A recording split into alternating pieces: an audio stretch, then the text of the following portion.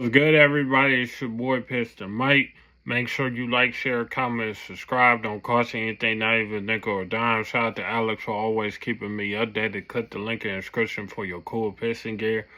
We're gonna get into it. So the Detroit Pistons finally some news dropped. The Pistons are not sold on Ivey yet. There's speculations or rumors going around. Don't know if it's true. Don't know if it's not. I mean, this has been, we've been hearing this for a while now. We underneath a new regime. Literally everything is pretty much new. Everything is pretty much new, so I'm not surprised. These are not Trace and Langton guys. These are Troy Weaver guys. So you got to remember that. The only two players he's attached to is the players he drafted this year, Ryan Holland, Bobby Clipman. Everybody is pretty much up for the grabs if he feel like trading them. And that's just being real.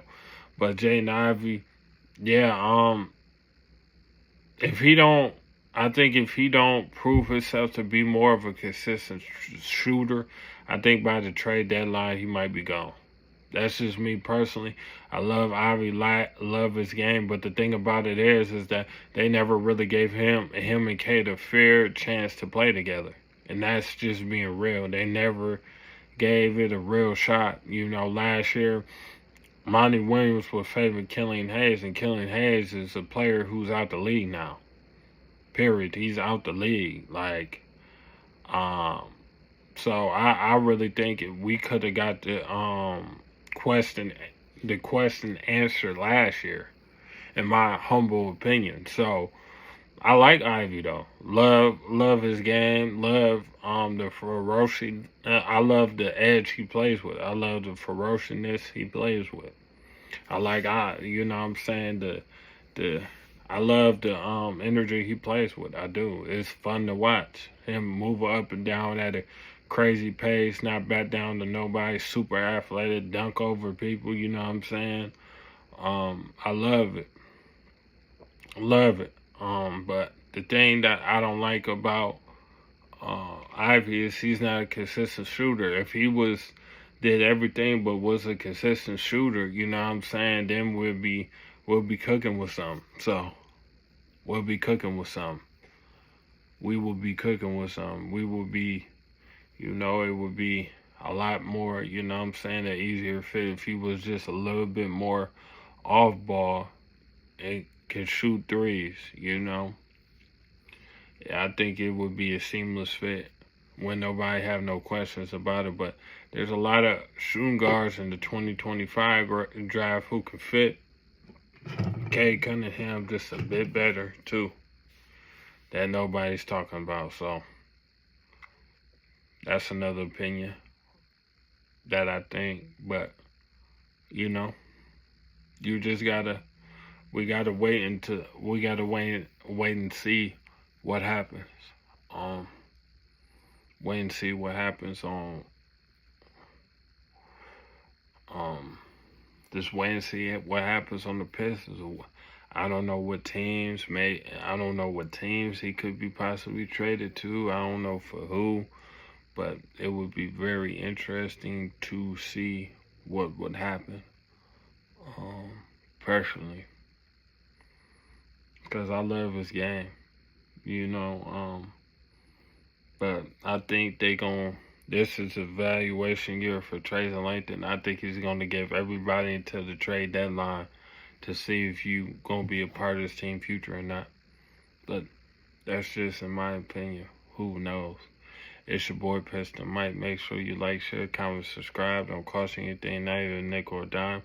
Shout out to Alex for always keeping me updated. Click the link in the description with your cool Piston game. Do you think Ivy gets traded or not?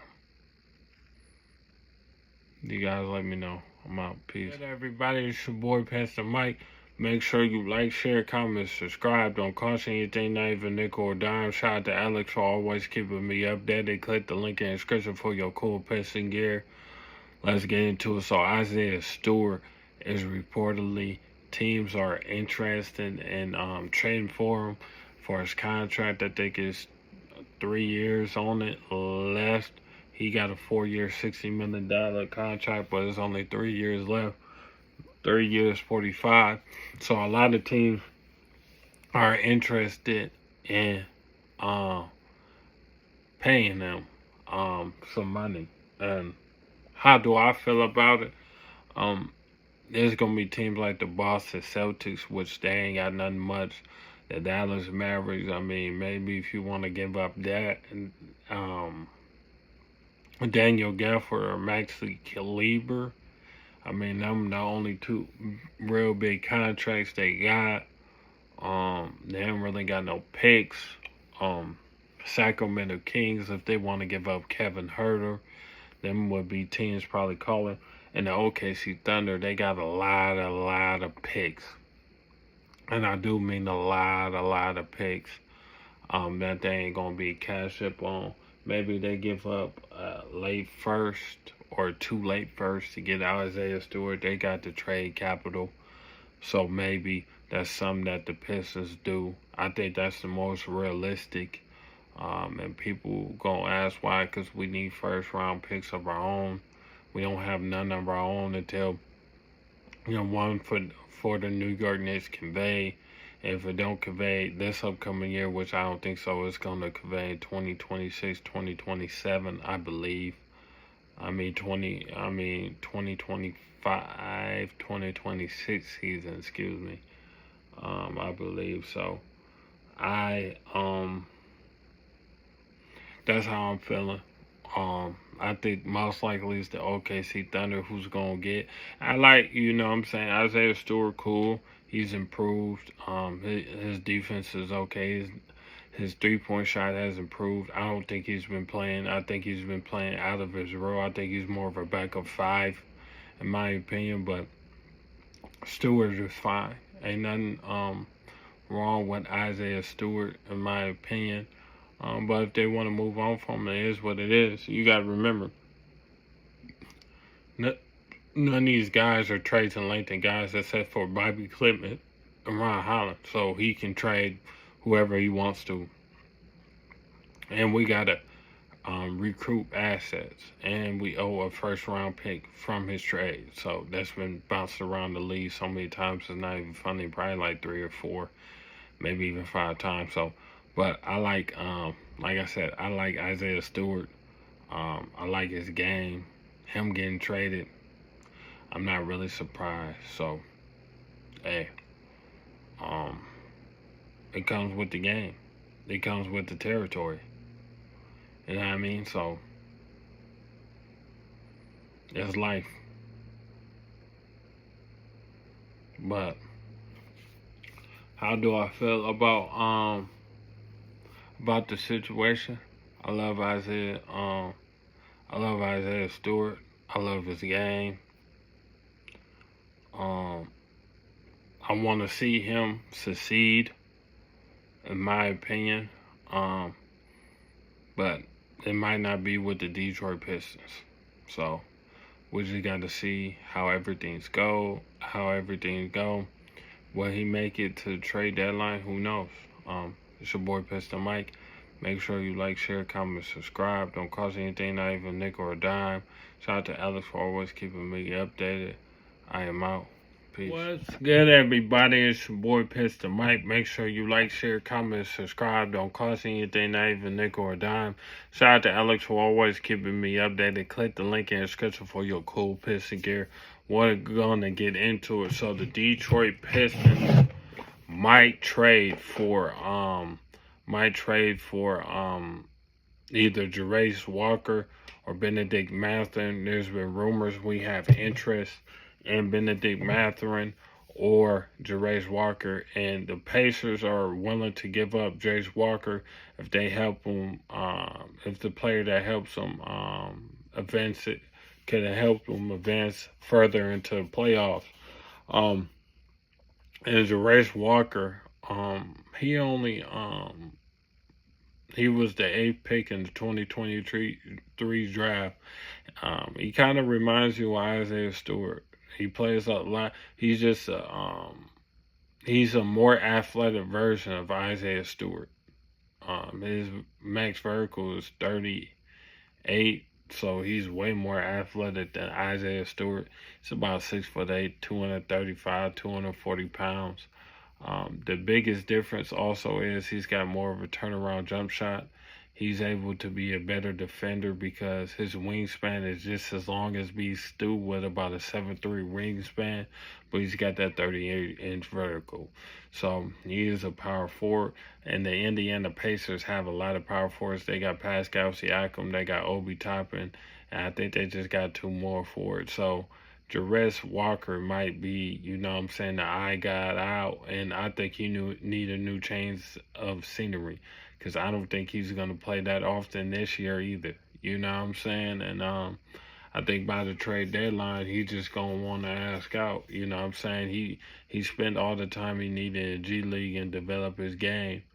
But he could be easy get for the Pistons, and I think he could turn into a steal because he's got a mid-range game. I think he'll be shoot the three ball even better than Stu. He already got a better three ball, and he'll be a better live threat, just in my opinion. So, because he's got a bit more explosiveness and a bit more pop that he plays with. So, but I think he's a way more easier to get than Benedict Mathurin. Jarez Walker, you might be able to get away with giving up a second round pick or two just to get him. I don't think you got to give up nothing value because his trade value is so low. What happens is when players don't play, they trade value so low. You know what I'm saying? They ain't got no real opportunity to show what they can do in actually NBA minutes. So, Benedict Mathurin, his trade value is like a Keontae George and a Gary Trent Jr. So, I don't know, you might need to give up a future first round pick to get Benedict Mathurin. Same draft as Ivey 2022. He was a pick, one pick after Jaden Ivey. He was a sixth pick to the Indiana Pacers. A shooting guard, 6'6", 6'7", can shoot the leather out of the ball, more consistent jumper. Extremely athletic too, just about as athletic as Ivy. If I'm just gonna be real, but he could shoot the leather off the ball, that's for sure. And he's more consistent 3-point shooter. If you got a Cade Cunningham and the Benedict Mathurin backcourt, I think that's even a more lethal backcourt because Benedict Mathurin don't need the ball to be effective.